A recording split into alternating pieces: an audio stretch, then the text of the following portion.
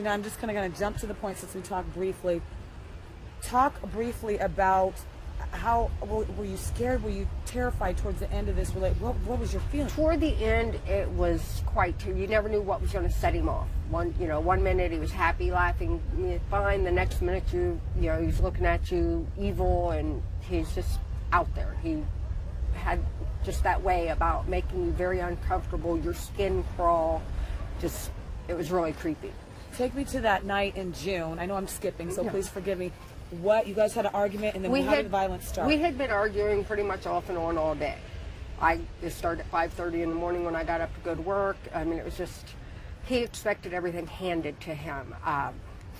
And if you didn't want to do that, then he'd make things very uncomfortable, pick fights, arguments, anything. And I was like, I'm done. This needs to be done today. If it's not done, then I'm done. What happened? I got home from work. Nothing was done. I'm like, really? You've been here 8 hours by yourself. You couldn't do anything. What did he do?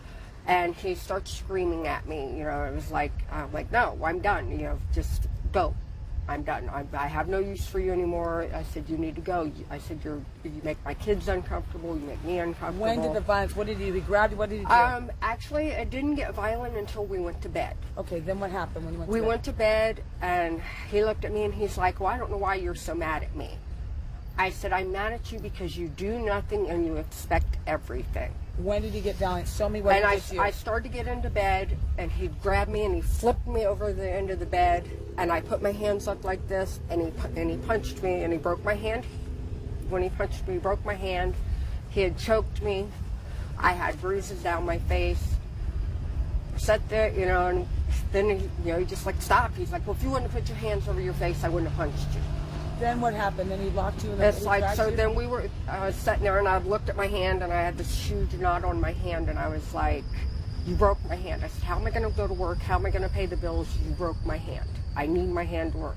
Then he dragged. And he was like, well, I'll take you to the emergency room. He says, go to the bathroom and clean up. I got up off the bed, started to walk to the bathroom. He grabbed me by the back of the pants and the front of the shirt, and he threw me into the bathroom. He threw me into the bathtub. And he, I don't know what was going through his head, but he just kind of held me there, and he's screaming at me the whole time. And finally, I'm like, I need to go to the hospital. What went through your mind when he held you there for 20 minutes? I thought he was going to kill me. I really did. He just had that look. He was very violent, very unpredictable. It just, and then it was like, as fast as the violence started, then it was like, I'm taking you to the ER. So, how emotional is this for you telling me this story? It happens. It's just kind of makes your stomach turn. It's kind of gut wrenching. It's like, and it's like he takes me to the emergency room. And he's laughing and joking by then. He's like, well, you know what? You can shoot me in the face 1,000 times with the BB gun. Are you glad that you filed this domestic? Yes. Tell me because what. Had I not filed that, I would have never got away from me. He would have ended up killing me. I would have never got away. It's like, when I got back from I stayed with my mother for a week. I got back from, staying with my mom, went to go feed my cats, get in my house. I could tell somebody was there. He had run from the hospital when the police came. What did he do? He hid in the, what did he hide? He hid in the bottom of my sofa. He'd actually climbed up into the bottom of the sofa, and he hid there. I had went home to feed the cats.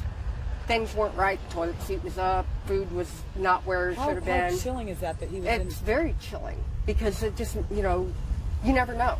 You think you're safe in your home, and you're not. Let me ask, and your reaction when you found out? It was creepy.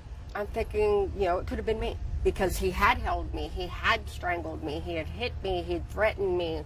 We'd had a very off and on volatile type relationship the whole 5 years we were together. You feared for your life? I did. And I had asked for help to get out. Nobody would help. So now knowing that he is in connection with, he hasn't been charged with murder, but in connection with knowing that there's a possibility that he did kill these women, what are you feeling?